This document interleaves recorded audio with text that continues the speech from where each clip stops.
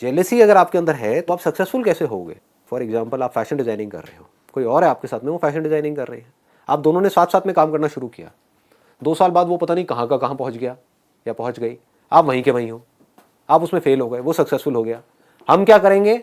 हम उसको देख करके बोलेंगे कि उसके पास में तो ना ये था, उसके पास में तो वो था, वो इस वजह से कर गया, और हम अपने फेलियर को जस्टिफाई करेंगे। जबकि करना क्या है? इसका उल्टा करना है कि वो सक्सेसफुल हुआ है या हुई है तो जरूर उसको कुछ ऐसा पता है, जरूर वो कुछ ऐसा जानता है जो मैं नहीं जानती, जरूर उसने कुछ ना कुछ ऐसा किया है जो मैंने नहीं किया है। तो वो कैसे पता चलेगा कि उसने क्या किया है? बड़े आराम से पता लगेगा। एक्चुअली ऐसा हुआ कि मैं एमटेक कर रही हूँ, मेरी ड्रीम कंपनी थी जिसमें मेरे को जॉब करनी थी, 4 राउंड उसके क्लियर कर दिए, लास्ट राउंड में मैं रह गई और मेरी फ्रेंड का हो गया। और ऐसे में पता है सबसे ज्यादा मजा कब आता है? 2 लोग जाते हैं जॉब इंटरव्यू के लिए, एक साथ में मजे मजे के लिए जाते वो कहता है यार मैं अकेला क्या जाऊंगा, जैसे होता है ना लड़कों के साथ में कि अकेला टॉयलेट कहाँ जाऊंगा, चल तू भी साथ में चल ले, साथ में कोई खड़ा हुआ अच्छा लगता है। ऐसे ही हम ले जाते हैं अपने दोस्त को, उसका हो जाता है और हम रह जाते हैं, होता है ऐसी ऐसी चीजें। हाँ, तो अब ऐसे में क्या करें, अपने आप को कैसे समझाएं? इसका एक अलग एंगल भी है ना देखने का, कि हमको ये समझना है कि उसने ऐसा क्या किया जो मैंने नहीं किया। हो सकता है कि उसको उस जॉब की इतनी ज़रूरत नहीं थी, या उसके ऊपर, ये भी कहना गलत होगा, ज़रूरत नहीं थी, हो सकता है उसके ऊपर इंटरव्यू का इतना ज़्यादा लोड नहीं था, वो मज़े मज़े में गए और मज़े मज़े में बाहर आ गए।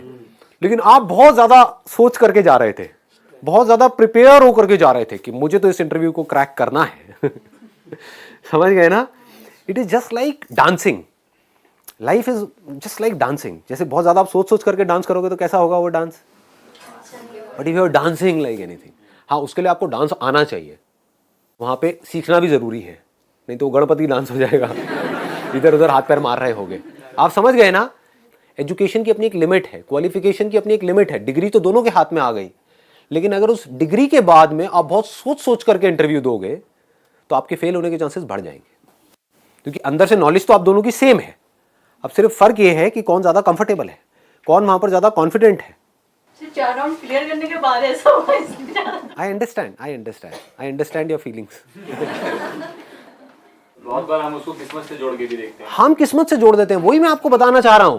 हम क्या करते हैं, हम बार बार अपने फेलियर के एक्सक्यूजेस देते हैं कि मेरा ना इंटरव्यू में इसलिए क्लियर नहीं हुआ क्योंकि ना whatever there could be millions of reasons.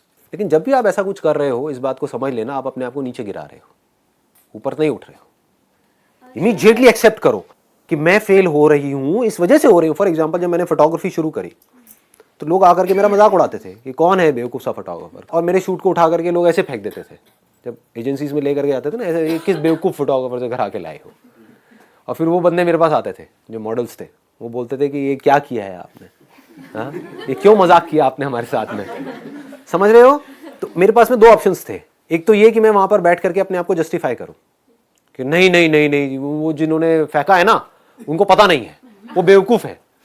ऐसे ही हम करते हैं कि वो बंदे इंडस्ट्री में 20 साल से बैठे हैं, मैं 2 साल से हूं, लेकिन वो बेवकूफ है, मैं समझदार हूं, उसको कुछ नहीं पता, मुझे सब कुछ पता है। एक ये तरीका था, लेकिन मैंने कभी भी ऐसा नहीं किया। मैंने बैठ करके उनसे समझा, मैंने कहा ऐसा क्यों बोल रहे हो, क्या बोला, और भी उन्होंने कुछ बताया होगा। तो फिर वो बताते थे कि ये ना लाइटिंग सही नहीं है, ये ना कपड़े ठीक नहीं है, स्टाइलिंग ठीक नहीं है। और आज जेन्युइनली मैं देखता हूं तो मुझे हंसी आती है अपनी फोटोग्राफी में, इतनी घटिया थी इतनी बेकार थी। लेकिन हुआ क्या, क्योंकि मेरा लर्निंग एटीट्यूड था, तो मैं सीख करके उसको बेटर करता चला गया। तो कुछ महीनों के अंदर अंदर मैं उस लेवल पे पहुंच गया जहां पर लोगों को पहुंचने में 20 साल लगते हैं। तो अब ध्यान से समझो क्या होता है कि जैसे ही आप किसी की भी बुराई कर रहे हो, या किसी से जेलसी कर रहे हो, या किसी को नीचे गिरा रहे हो अपने आप को बेटर फील करने के लिए, तो आप और नीचे गिर रहे हो। जैसे ही आप किसी और की तारीफ कर रहे हो, तारीफ मतलब क्या, अच्छी क्वालिटीज की ही करोगे ना, बुराई आप खराब क्वालिटीज की करोगे। जैसे ही आप किसी की तारीफ कर रहे हो दिल से, सिर्फ बार बार से दिखाने के लिए नहीं, हम तारीफ भी करते तो हमारा कोई ना कोई मतलब होता है, इस बंदे से मुझे कुछ चाहिए, इसकी तारीफ करो मुंह पर बैठ करके, समझ गए? वो वाली तारीफ नहीं, उसको बोलने के लिए भी नहीं, उसके मुंह पर भी नहीं, अपने मन में बैठ करके कि यार ये जो बंदा है ना, ये लाइफ में इतना आगे इसलिए जा रहा है क्योंकि उसके अंदर ये 4 क्वालिटीज है। तो अब क्या हो रहा है, आपकी जो नजर है वो कहां चली गई? पॉजिटिव क्वालिटीज में।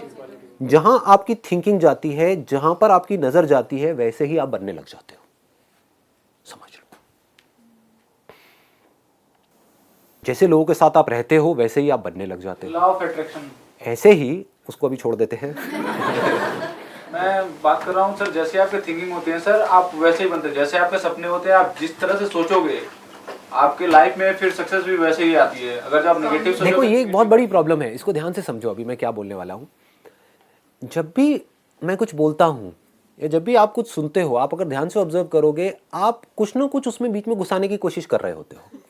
जो मैं कह रहा हूँ उसको नहीं देख रहे, कहीं और ही पहुंच गए। मैं क्या कर रहा हूँ इस वक्त, एक सिचुएशन है उसको मैं एज इट इज देख रहा हूँ। ये सिचुएशन है, मैं इसको देख रहा हूँ। इसमें बीच में हमको कुछ और लाने की क्या जरूरत है कि ये मैं जिसकी बात कर रहा हूँ इसको मैं कह रहा हूँ रिमोट। तो अब आप क्या कह रहे हो, ये जो रिमोट वर्ड यूज किया है ना, यही रिमोट वर्ड एक उस बुक में भी लिखा हुआ था। तो संदीप महेश्वरी वही बात कर रहा है जो उस बुक में लिखा हुआ है। आप समझ गए, आप वहां चले गए। जबकि मैं इसको रिमोट बोलूं, पिमोट बोलूं, टिमोट बोलूं, कुछ भी बोलूं उससे कोई फर्क नहीं पड़ता। कोई भी वर्ड इसके लिए यूज करूं फर्क नहीं पड़ता। फर्क क्या पड़ता है, मैं बोल क्या रहा हूं वो तो समझो, उस पर ध्यान रखो। Don't get lost into words. वो एक बहुत बड़ा ट्रैप है। आप वर्ड्स में खो जाओगे, आपको लगने लग जाएगा मेरे को कुछ समझ आ गया है, और एक्चुअल में कुछ भी समझ नहीं आएगा। अगर आप मेरे सेशंस देख रहे हो और आपकी लाइफ में चेंज नहीं आ रहा, तो यही प्रॉब्लम है आपकी जो मैं बता रहा हूं। अगर आ रहा है तो इसका मतलब ये प्रॉब्लम नहीं है कि आप मेरे वर्ड्स को तो पकड़ रहे हो, जो वर्ड जिस तरफ इशारा कर रहे हैं वो नहीं देख रहे हो। मैं बात कर रहा हूं चांद की, कि वो देखो चांद है वहां पर, वो देखो चांद है, वो देखो चांद है। आप मेरी उंगली को पकड़ के बैठे हो, आप वर्ड को पकड़ के बैठे हो। कि संदीप महेश्वरी जिस तरीके से उंगली कर रहा है ना, उसमें एक अलग ही स्टाइल है। जो बंदा उंगली करता है कहता है चांद है, वाह क्या स्टाइल है। मतलब आपका ध्यान मेरी उंगली की तरफ है। आप समझ गए, चांद की तरफ नहीं है। मैं क्या कह रहा हूँ, चांद को देखो, जिस चांद को देख करके मैं आपसे बात कर रहा हूँ। दूसरे लोग कहाँ उलझे हुए हैं, ये जो चांद वर्ड यूज कर रहे हैं, ये वर्ड ना उस बुक में भी यूज किया गया था, तो लगता है ये वही बात कर रहे हैं जो उस बुक में लिखी हुई है। उस बुक को उठा करके कचरे के डब्बे में डालो ना। Why do you need that book to understand जिसकी मैं बात कर रहा हूँ। अगर उस चांद को आपने देख लिया जिस चांद की मैं बात कर रहा हूँ, तो आप भी वैसे ही फील करोगे जैसा मैं फील कर रहा हूँ। सर लेकिन ये परमानेंट नहीं रहता ना, मतलब आज रहा कल रहा। हाँ, ये एक आदत है। अगर ये आदत बन गई तो ये हमेशा के लिए रहेगा।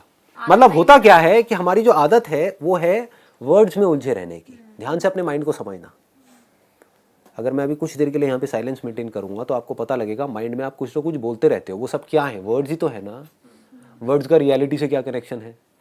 वर्ड्स को सिर्फ हमको यूज करना है रियलिटी में कुछ करने के लिए। कि अगर मुझे पानी पीना है तो बोलने से कुछ नहीं होगा कि पानी पीना है, पानी पीना है, पानी पीना है। पानी पीना पड़ेगा बॉटल खोल करके। सिर्फ ये समझो कि मैं बोल क्या रहा हूं, मैं इशारा किस तरफ कर रहा हूं। कि जब भी आप किसी और की बुराई देखते हो तो आप खुद बुरे बन रहे हो। हम वही देखते हैं जो हम हैं। ये बात पकड़ में आ रही है? हाँ, अंदर से किसी के अंदर बहुत सारी कमियां होंगी तो उसको दूसरे के अंदर सिर्फ कमियां ही नजर आएगी। अंदर से कोई बहुत खुश होगा तो उसको दूसरों के अंदर की खुशी नजर आएगी। हर इंसान में अच्छाई भी है और बुराई भी है। हर सिचुएशन में कुछ अच्छा भी है, कुछ बुरा भी है। चॉइस हमारे हाथ में है कि हम क्या देखते हैं।